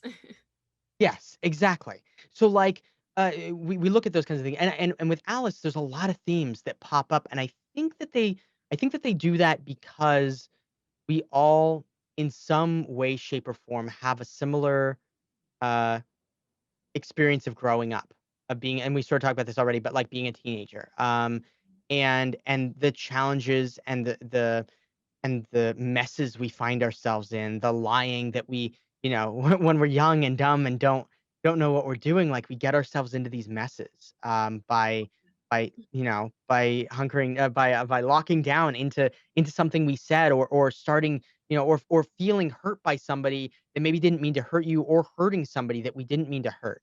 Um, and so certainly I think one of the things to answer, like, are there non-canon character things? Um, I see relationships between characters pop up as being similar sometimes, and they're always really fun to explore in that way. But like the relationship between Jack and Julia uh, is usually goes like one of two ways. It's either Jack is really, and I'd love to see it go a different way, but like there's definitely a trend of like Jack is either super protective of Julia, uh, if Julia decides that she's playing like somebody that is like good to Alice or good for Alice, or there's like Julia's the punk, right? Who's taking Alice into like the dark side of society in some way, or like or like leading her into like this different life she didn't have, and Jack despises her for it. And so we see these things, right? Or like the That's the pretty Evan, interesting. yeah, I the never Evan pictured Julia. it until you said that. But yeah, Julia, the 1 a.m. sup. Yeah, Just like, exactly. oh my gosh. And then Okay. the Evan Julia relationships are always really interesting. My favorite of those that pops up a lot is that Evan and Julia are really good friends, are like childhood friends, like they've known each other for a long time or whatever, like that they're close. Because that's always way more interesting to me, because Julia obviously is hiding this thing from Evan. And so there's a moment that they have together where Evan has to reconcile with like, this person is somebody I care about, but they're also taking a thing away from me that they're also taking I shouldn't say a thing. They're taking a relationship, I guess, or the spark of a relationship, the dream of a relationship away from me uh by existing. And so yeah, so that's always really fun to play with. And then like, some of the background questions every once in a while we'll find stuff that pops up that's similar. But the interesting thing for me is that like, even if the background question is the answer to their background question is the same, by the time we get to the end of the game, like it's put into the game in a totally different context. right? Because like where it pops up and who they tell and how it pops up, um, uh, i- is never the same. So, yeah, I think that's the closest answer I have for that. I can't think of much more off the top of my head, but yeah, really Yeah. interesting to see those patterns, you know, that Yeah, emerge. I kind of think of that in the whole thing of like just group mind in general. Yeah, Like oh gosh, I forget. It might have been a movie or something. It probably was a movie that I'm getting this from, where it's like someone sees sparks on a train track, and at the same time someone else on the other side of the world sees something else, and they both have the same idea of like, oh, this hint of a yeah, mathematical equation uh-huh, type of yeah, thing. yeah. Yeah, I really believe in a group mind and energy. I'm a big improv person, so Yeah, that's that a one, there's a like, well, word this for that. It's like a yeah, when two people invent it's like simultaneous something. It's when two people invent the same thing, like, around the same time in different areas. That's happened with inventions. Yeah, and it's pretty cool, and it's weird when it happens, like, within days of each other, which is something that does exist. But I like think, who gets to the patent office first? right, right, who got there first? Well, right, and Like, back when, this is why back, we like, don't have Tesla everywhere. right, right. Well, but I think back, back before like things could make it across before we had internet, before or even back before we had like mail, like people were separated. So like somebody could develop something in Africa and somebody else could develop something in the Netherlands simultaneously and never know that each other had those things. Anyway, we're getting off on a tangent, but it's so cool because it Are you saying applies to these games too, right? I Like we can yeah. create these worlds together. But in that same right, like the cards are very specific in the questions they ask you. They're very and for good reason. They're trying to evoke a certain amount of emotion, a certain feeling, right? Of certain like timbre. And so because of that, you are going to have these things that sort of collide in similar or not collide in similar ways, but are created that might be similar, but then collide in different ways. And I there I know 2020 has been a lot, but still I Yeah. like humans. Yes. But still I We're do. fascinating creatures. We're Well, and fascinating. yeah, yeah, We yeah. And to still be able to are. play games and watch people be creative, right? Mhm. Like that's my favorite thing in the whole world. That's why I made Icarus. That's why I made Alice. Like those two games are specifically. I mean, Brooms is a similar thing too. I mean, it's very collaborative, but like getting to sit at a table, even if it's virtual, and watch my friends come up with incredible things that I never would have thought of on my own. That's why I like games, and that's why I don't write novels. Because I watch people and I go, "Oh my god, that's so good. How it's so good," And so it's like being able to enjoy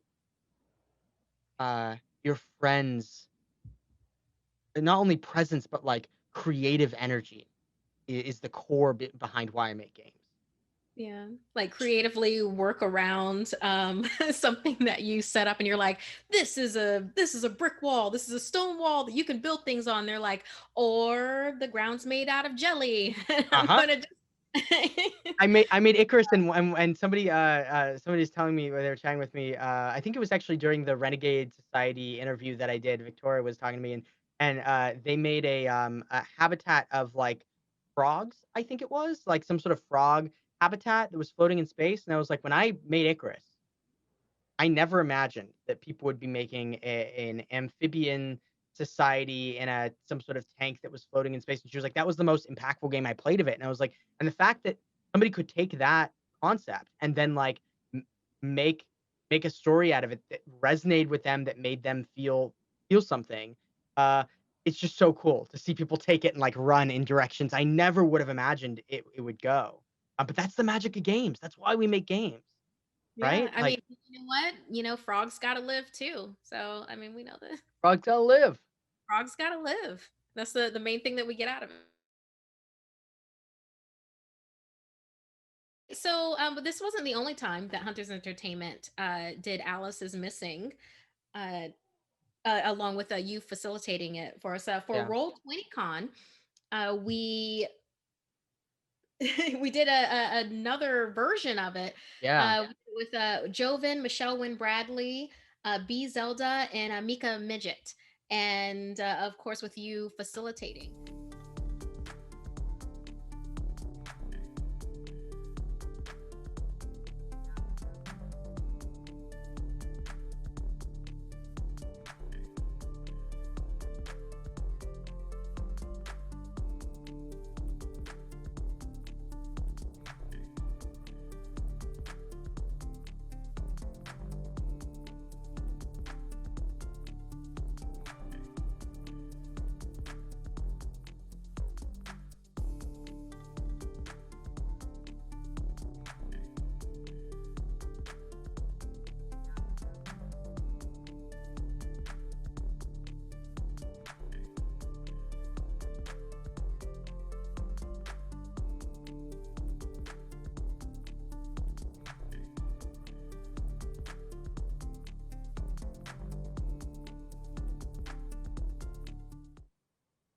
Hey, I have no idea where in my sentence Twitch went down.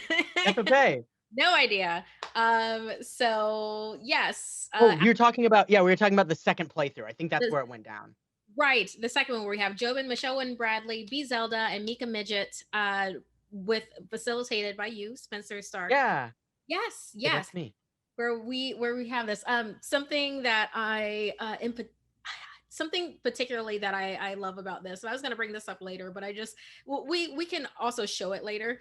But it's Sure. like I love these screenshots that we have that actually Alex, our community guy, was so awesome with like cultivating for us, curating for us. Is that when you see like the first picture of everybody, Everybody's so they're like excited and happy. Yeah. happy, smiling. It's like we're Oh, yeah, about to there it have is. a It's up on the screen now. Yeah. have an emotional journey. Yeah, our tech wizard JB Jara has right now. It's just like look at them. Oh, they're so sweet. And then you see later in the game. Yeah. Well, sorry And about it. later you got Michelle with her head in her hands. Yeah. And just like just B Zelda is just like, oh no. Yeah. It's like Well, because it's like it gets there, you can it see the goes there. transformation. It Yeah. goes there for you. Yeah. And I think that's so accurate of where this game takes you. That's I'm so another reason glad. why I'm so glad that you have that debriefing that you have at the end of Yeah. each of your games for Alice is Missing. I Uh, and particularly like where it's like, hey, what are you going to take with you and what are you leaving behind? And the way that that's phrased, and I'm sure you play tested that like amazing. That was actually the shout out to there was a group that played with us at Big Bad Con that B was actually a part of. She was one of the first playtesters at Big Bad Con that I ran it with. And we had a group there that after we got done, I think we finished at like midnight. We started it pretty late and we finished it around midnight, and there were a lot of emotions. Like like the most emotional I had seen the game go, and this is when I sort of got the that's when it really hit me. Uh, how much care I need to take in doing this. And we had safety tools in place before, but I didn't have a debrief card in the way that this was done. It was pretty simple. And luckily we had people there be included who had done uh, LARP work before, and LARPs tend to have a really a more not lengthy, but a little more involved of a debrief process. And all of us were crying. I mean, all of us at the table. There was somebody who it hit really hard, and they were, and we sort of saw this uh, with Michelle a little bit at the end of the last game. I don't know if you saw the debrief that we did there, but she got emotional on camera, and it was to see her, and I commend her for being vulnerable in that way, for letting herself go there, and for being okay with us having access to those emotions in such a public forum, because that's not something that I would ask anybody to do. So she's an incredible player, and not just because of that, but that goes to show you how dedicated she was and how much she let herself fall into the game that she got to that place. And that, you saw case in point exactly why we have a debrief card. We talk about some real stuff in there, but we had something like that. It was a little more it was a little more intense than even that was on our stream. I mean, significantly more, given that like we were also in private, and all of us were crying by the end, and having a conversation, having a deep conversation about like people that we had lost, and hurt that we had, and like the emotions that this game brought out, and our insecurities, and like conversations we had where we had said mean things to each other, and that reminded us of stuff that we did, conversations we had had, in our own lives. And like there were all these subjects that we went into that really, it made us all really close by the end of it. But also I I knew that I had to be so careful with this game, when it comes to that. And so we luckily had somebody there who was we had a couple people there who were trained, and not, who'd done LARP before and had a little more like bleed training, because LARP is very bleedy. LARP can be very bleedy, right? For those who don't know what bleed is when your own emotions bleed over into your characters, or when your character's emotions bleed over into yourself. Um, so when you feel things that your character is feeling, or your character, you're getting angry, and so your character becomes angry or whatever. Um, and and we don't experience that as much in RPGs. And so they gave me guidance on, these are the questions you should ask. These are this is, they actually led us through um, a debrief, and I basically just like wrote down the off the cuff stuff that they said and did, and made that into the debrief card that you see now. So huge shout out, to them from there. That was, super helpful to me as a designer exploring this space. And I also want to highlight the comment by StemHack where they said, I sold the game to several friends by showing a screenshot of how they looked on stream, and they're referring to the Gen Con game before and after the game. It's so funny. Yeah, I mean, it was yeah, I mean, emotional. we Mm, yeah, and that's why we play it. I mean, if you didn't want to have that kind of emotion, then this is not the game for you. And games are for yeah. different people. But like, I really enjoy Type 2 fun. I really enjoy being able to be emotional and vulnerable with my friends under my own terms, right? Like being safe, but engaging with my friends in a way that is that makes me feel closer to them in some way. And so to have a game that does that's, I make games that I want to play, and that was triply true with this game. So Yeah, I mean, that's what we want. I mean, especially now, in the year of 2020, where it's just like yeah, having that connection, yeah, it's having that human element, yeah, and for sure. how fitting to have it in an element that we're more and has more and more become a part of our lives, i.e. Yeah, our phones and yep. texting, do that, Co- Discord and messaging and everything, yeah, having to have it. conversations outside of in person. Yeah, Exactly. Where you're doing that and then able to have like that connection with people after, you've had this intense emotional emotional situation experience. with Yeah, everyone. Yeah. So another thing with this that I wanted to just like bring up and get your input on, because yes, you have played this game a lot of times. You have facilitated this game a lot of times. One yeah, of the things though, and especially with how we've been able to show with the screenshots from our Gen Con and then also our Roll20 Con shots, these are all different stories that are yeah. happening at the same time of the major story. Yes, there's a group text, but then there's also Evan Julia text. There's Julia Jack text, Yeah, Dakota Evan text, and so right. on and so forth.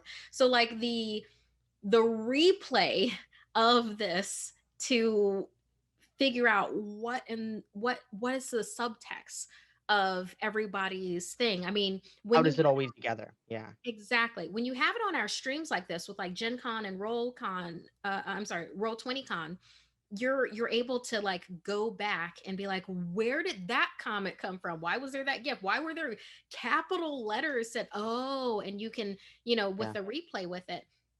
So, but it's like, how does that translate when it's like you just at the table with people? Have you had experiences where where everybody shares, be like, hey, well, this is what was going on? Or is it one of those things where it's like, hey, you're never going to get the full picture, but we were all there together anyway? Yeah, I think the best games I've played, uh, the people that I feel like have been the most um, excited about the game in some way, like when we have the best sort of experience, we spend the next hour and a half after the game talking about all of that. And sometimes you play the game and like people are like, that was really fun. I would thanks so much, and they just want to go, and that's totally, if you give them the debrief, totally fine. Like that is what happens, but the ones you're always going to have like groups that just click, right? Like you're going to find those groups that like when you play it together, even when you finish, you're going to talk for another hour. You're going to debrief for another hour, and it's just how it goes. And so for me, seeing it on stream, because like we talked about, Gen Con is the first time it was ever streamed. The conversations were all happening at the same time. It was an experiment. People, I mean, the best way you watch this, you watch one person's screen and then you watch the thing 5 times, right, to see all the stories. Like that is the way. That is the penultimate way, like not the penultimate, I think the most efficient way of watching it, because you are able to get the most full way of watching. You're able to get everybody's story. Like you said, we don't get that when we play together. So what that becomes, what the audience is experiencing during the game, what that becomes is our conversation at the end, where we go, remember when that was happening? Okay, let me show you what we were talking about before. And we like go back and pull out those conversations and trade phones and show each other what we were saying. And that is built into that debrief around in the area that's like, are there any loose ends in the narrative we should tie up? And then also at the end where it says you may continue talking, you may continue talking until you feel like you're all recovered and are ready to go separate ways, or whatever the actual text is. But like those are those moments, and for sure, like that is part of the game, even if it's not a codified part of the game. And seeing those, like getting those revelations, the audience is seeing it in real time, but we're not seeing it. So like they go, oh, that was because of this, as they're watching the, like, oh, they just talked with them and now they're going to the group chat. Oh, now they're revealing a thing that they just learned during the thing. And none of us know that, even on stream, none of us know that because we're not watching the stream. So like that is our own story to discover. And I think the game is at its most powerful when we do have those discussions afterwards and see those conversations. I still have I have like 50 group texts on my phone from all the people I've play tested with that I still will, like, somebody will text me and it'll pop up and like their name is still Julia North, and I'm like, oh my god, this is the conversation we had from that time or whatever. Like it still lives on my phone in some ways. And so so you like returning to those conversations is really, really interesting to me. Oh man, and it kind of makes me want. I don't know if anybody's done this, but it's like to watch one of the streams, like you and 4 friends, and each of you pick a person. Oh, that's so cool! And And you're then, able to like talk about it afterwards. Oh, that's such a good idea. I and never then you thought talk about that. it. It's Grab like 4 of your friends. Everybody out there, grab 4 of your friends and go watch it. Have them all watch the stream. Yeah, and then talk about it. it's like, Or but just go first play the game. That's the other. play the game first. Play the game first. Y'all do it and see how it feels and everything, and then watch one of the streams. Then watch one of the other ones and see, like, okay, so how did they be like, what? Yeah. And well, and it's cool too because we get to watch like having played it so many times and seeing the 2 streams that we've done, like they're wildly different from each other in the way that they played out and the way that the story developed. Even though it's neat for me to finally be able to showcase the game, because it really, the Gen Con one is the only full 5-screen phone presentation of the game that was out there. So to have another one out there to show people, you can play the same game, you can play the same character archetypes, you can play all of that stuff, but the game is wildly different, was really cool. Even though I died in both. What the heck, man? I died in both games. Why are you trying to kill yourself? Why are you I trying to kill wasn't. yourself? I wasn't trying to do It's it. like, It why are just you trying to happened. hit yourself? Why are you trying to kill Yeah, why are you yourself? trying to get? I flipped a coin and it happened. I couldn't. Yeah. Anyway, uh, that was the parallel between the two. It's all right. Yeah. It's a metaphor. Yeah. Oh, and shout out in chat to Mega Meeple. I hope things go well under quarantine, but they're like really looking forward to getting this game because they want to help stay connected with their friends. Yeah. With that. Well, and I'll say too, we said this on the last stream, but I'll repeat it here. If you get the digital version and you want to play with your friends, if you get the Roll20 version, I should say, and you want to play with your friends, I have a 3-part series on how to set up, how to run, and how to reset the game in Roll20. And I highly recommend going to check that out before you get a group together so that you can plan and learn the way in which the game plays. Obviously, you'll still need to read the manual. You'll still need to go through there's a facilitator's guide in the manual. That's the way that I would learn. I mean, I'd read the whole book. It's not that long, but like, the facilitator's guide will run you through everything you need to know about facilitating the game, and then watch those videos, and they will lead you through how to take that facilitator's guide and apply it to your online games. Where can they find those videos? I think alicesmissing.com will take you to the Hunters site where we have the Roll20 guide. We have the Discord server the template. So if you are going to play on Discord with each other, you can just download that template and it'll open a whole template that has everything laid out for you. So all you have to do is invite your friends to that server and apply their roles as their characters. So like you apply if you get in like the nitty gritty of Discord, but like you can apply roles to people as like you normally it'd be like I'm applying admin to you or whatever. Instead of doing that, we've given each player, each character their own role. So like I could assign you Julia, I could assign me Charlie or whatever, and then I would see all of the Charlie channels, you see all of the Julia channels, and it's all set up like that to automatically work for you, when you download it. So very hopefully that nice. helps. And then also anyone who's like just joined us, or if you weren't familiar with Hunters Entertainment in general, Hunters Gathering, which is this show, Friday 6 p.m. PT, then Spencer and I have done a deep dive of Alice is Missing, where we go into it. We go into art on the back of the cards. We go into what goes where. We go into examples of cards and what Spencer as a developer means by that and how it reads. And why I made certain cards look certain ways, and we really got into the nitty gritty. I nerded out a whole bunch. So thank you for for giving me an avenue in which to spew all of my designer brain thoughts about the game. Oh, absolutely. That's one of the things that I really enjoyed. What another reason why I even signed on to help create and do this show is because I really do like the things that happen behind the games with things. I want to know why that cover. I want to know why that music with something, or why that miniature and stuff. It's because I know that people put a whole lot of thought into things, and I think that nobody doubts how much thought and care that you put into your games. No one doubts it. It's not something that's just like, oh, here's a game, Right. Yeah. No, it's I get it. You're like, this is my baby. And I mean, specifically with this one, this was it is literally my child. I put everything I had into this thing. So so it's really cool to see it come to life. And it's been so cool because the last time we were on was the first time it was being seen anywhere. The digital wasn't available, the physical wasn't available. The physical still it's coming out I think later this year, early next year.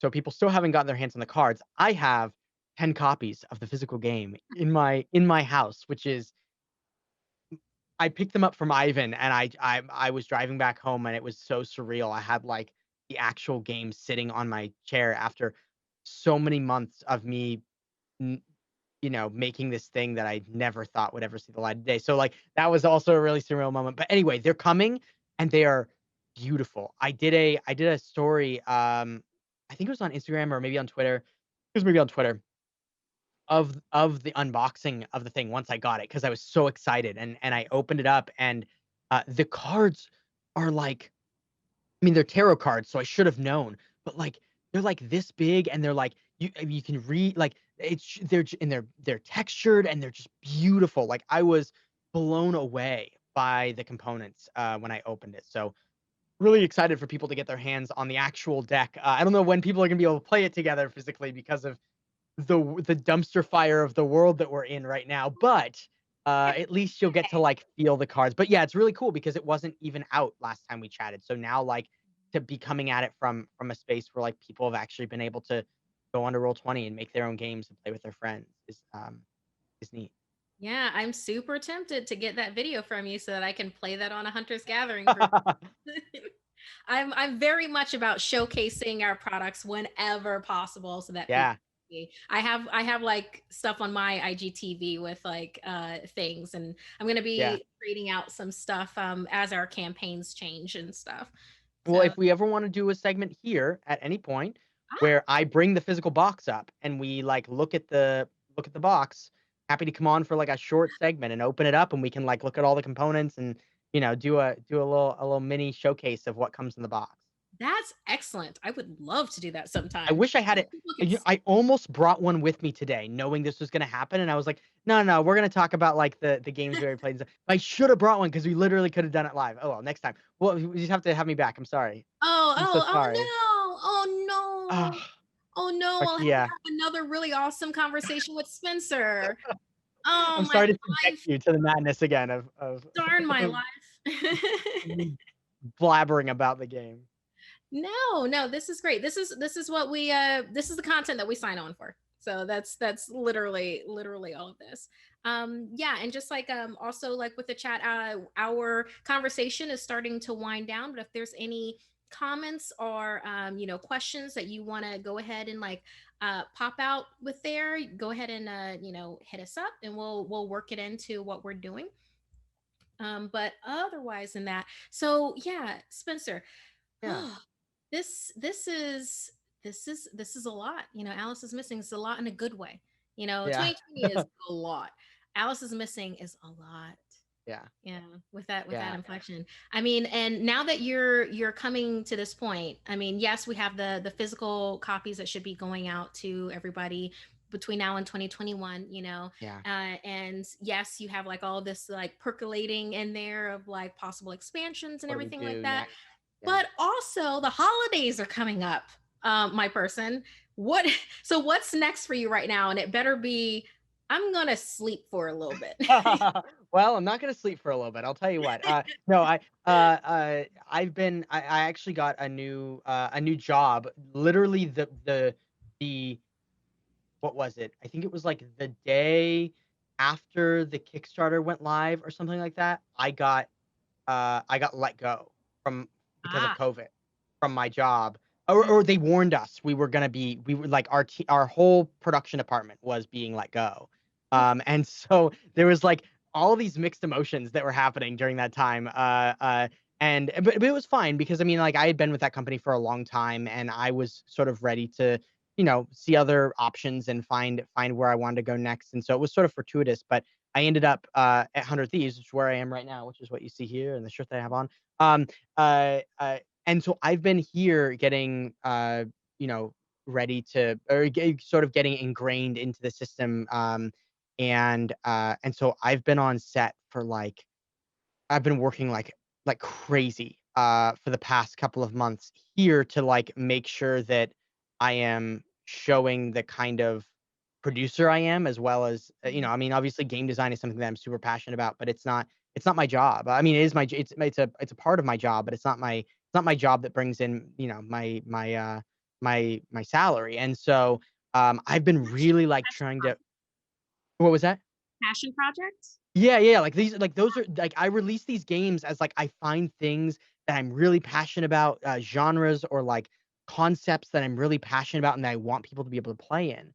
Um, and I have the luxury of doing that, of not just having to push out any game because I'm working somewhere that, that gives me the flexibility of like having a salary and being able to like pay my bills and work on games and, in the off time. So like I've really been focusing for the last couple of months since Alice launched alongside with like doing support for Alice and doing, doing lots of things in that vein, and working on these expansions on getting myself settled here and making sure that like I'm doing good work here, and then showcasing what I'm good at here, so that's like been my focus. And I think going through the end of the year, that's probably going to be that's probably going to continue to be like the thing that I focus on, so that I have stability in my life for a little bit after the madness of 2020.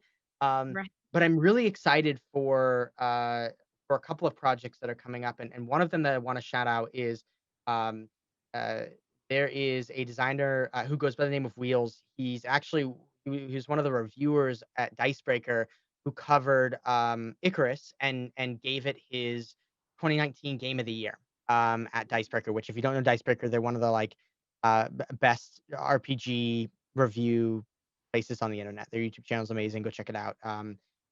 But Wheels is also an incredible game designer in his own right, and him and I started playing games together with a group of friends because we obviously liked similar games. Like, he really liked Icarus, and I had him play Alice is Missing, and he had a really good time with that. And so like we have a very similar brain in that sense. So he's just launched a Kickstarter, for a game called The House Doesn't Always Win, and I'm actually doing a stretch goal on that. So I'm really excited to be able to write that for his project.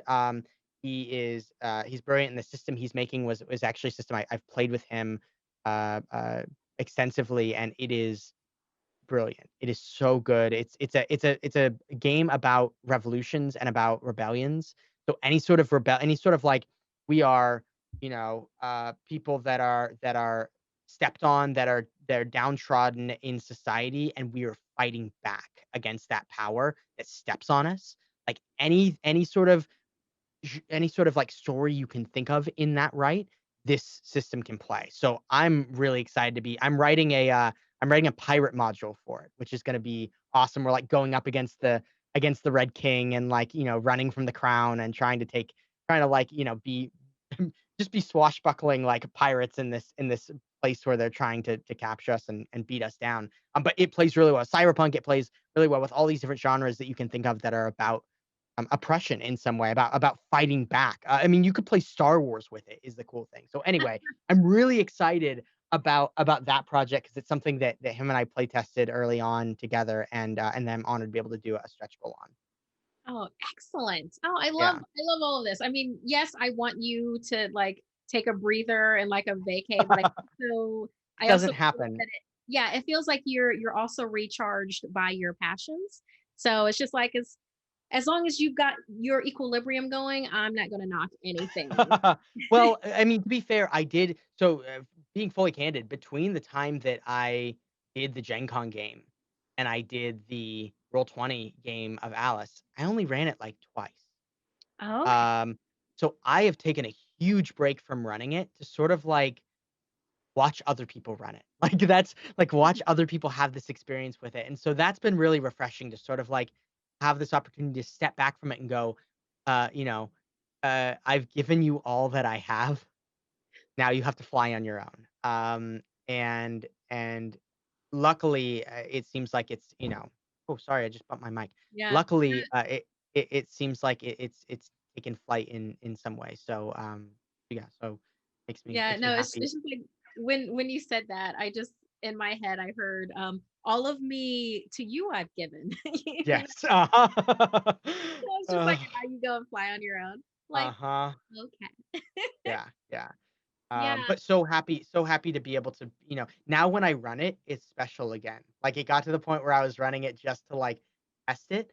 Now I can run it, and I can run it again to enjoy it and to savor it. So I like that. And I like that you gave yourself, like that beat rest where it's just like, let me go back into this with like a fresh mind. like a Yeah. different mind with it.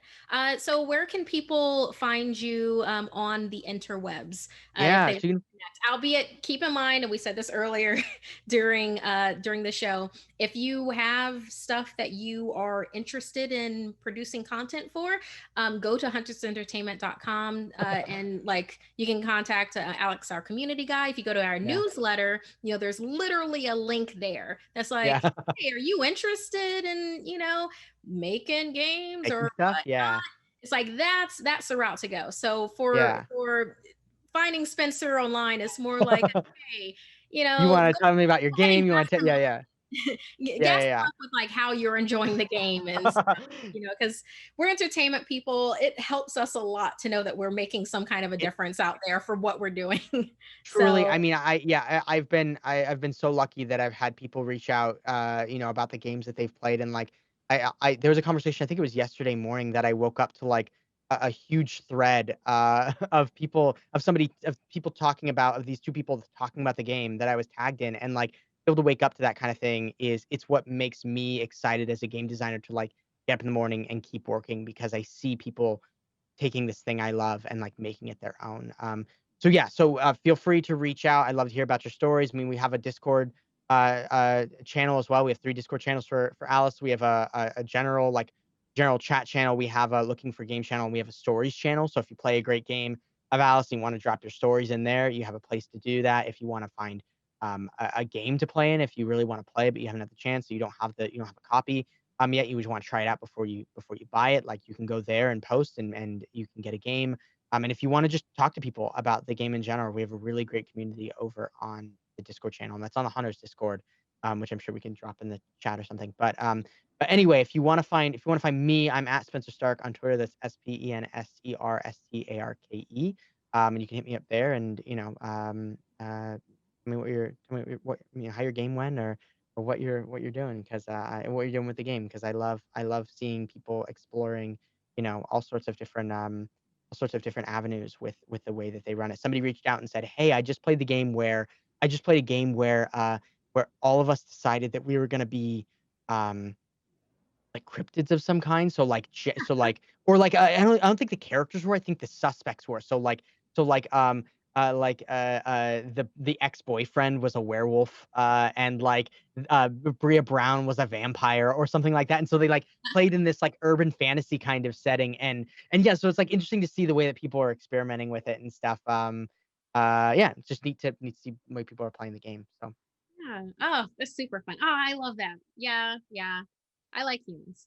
I do. 2020 aside. I like individually, I love humans on a whole. yeah. That's where it gets a little bit. That's Yeah, where we'll, it's we'll like, just we'll just yeah, keep it there. We'll keep it there. yeah, That's like, you know, like individuals. all Yeah. humans, they're awesome. I'm like the doctor when it comes to humans. Right. I Yeah. don't mean like, you know, I don't mean like 9 when it comes to Right. I mean 13. Yeah. I mean 13. Yeah. Or maybe I mean like 14. That might be 13 or it might be 12. Ruth Carter. Doctor Who. We're just gonna Doctor Who's wild. got a big nerd hole. So yes, for those in our chat, hope that you really enjoyed this on Alice's Missing Revisited. I'm also part of the Discord community with like Hunters Entertainment. I'm at Dark Markia. I'm interested and also Alex, our community guy who's in there, interested in knowing what else you would like for us to, what else would you like to see here for like Hunters Gathering. I'm always taking ideas with things like that, with like things that we'll have moving forward. I know that y'all really like the movie watch night. So we will so be fun. yeah. I saw that happening. It's so fun. I got to pop in for a little bit, but yeah, it was so fun to like just have that kind of event happening. Like it was really neat to see. Yeah, we're gonna do something like that again. I'm already back in contact with them to be like, hey, let's plan another movie that could be like a kids on bike movie that we can like share. So we're gonna be looking at that amongst. We gotta do Shaun of the Dead for Outbreak. Ooh, that is a or Dawn of the Dead if you want to go serious, but Shaun of the Dead might be fun. I don't know. Could you play a comedy Outbreak game? I don't know. Should we try it? Maybe we should try a comedy one shot with Outbreak. Like a Shaun of the Dead, get a bunch of comedians on, just run them through. I don't know how it would play. It'd be interesting. I would love that, but you know what? I would want to run it. Yeah. I'd want to run that one. Yeah. Just because I did a tri-county precinct. Like it was like a light scenario play that I did while Caleb was drawing on. That was like last Oh, week. okay. Yeah. And I held myself back a lot from some of the things that I wanted to do. Like my play style is I add a little bit of pop culture stuff into a whole lot of things, but I'll switch it around. Like, the Terminator will be killer with machine inside. Yeah. I mean, let's just lean full in on just don't hold yourself back anymore. We'll play a ridiculous Shaun of the Dead version of Outbreak. That'd be real fun. I'd be I super think a down. lot of people have fun with that. Okay, yeah. so y'all, I keep getting you off track. yeah, no, oh please. This show is like the tangent show. We have fun on here. It's like not even a thing. Make sure to go to drivethroughrpg.com for your free Content Friday content. Go ahead and check out the Icarus one. If you don't have go ahead and take a look at that. And along with that, once again, congratulations to our giveaway winner from last week. They won a Teens in Space PDF, ABCs of RPGs activity book PDF. Their name is Professor_Timeslip.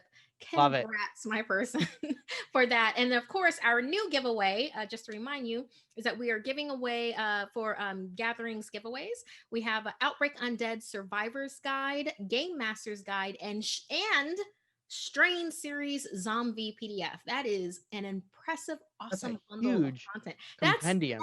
That's very, very awesome. That's like 12,000 pages of Outbreak Undead. I love it. A lot. And that's a huge thing.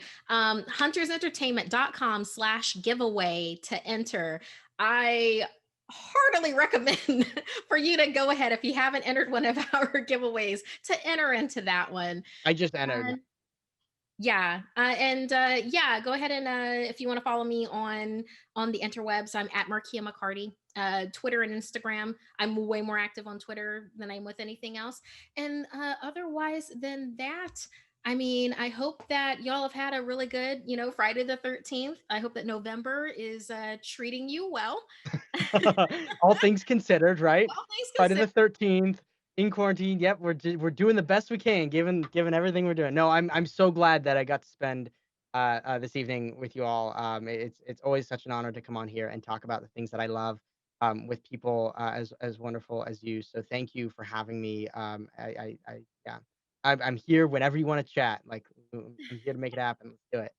Thanks so much for making this happen, Spencer. Like, this has been excellent. Thank you so much for our moderators that just kill it. You kill it every show. Thank you so much, Alex. We are not weak. Was it? We're not always weak. Not always weak. Sam, I always want to say Sam. I am. I'm so sorry. Sam I may. And yeah. Oh, I was gonna say, I forgot on the last stream. I feel awful. I feel terrible. On the last stream of Alice, I forgot to shout out the moderators, and they were doing such hard work. So thank you also, moderators, on the last Alice stream. I forgot to thank you then, but I'm thanking you now doubly for moderating that chat. Thank you so much from the bottom of my heart. And thank you to our tech wizard, JB Jara, for having this on, having the lights on, having the screen stuff, all the things happen.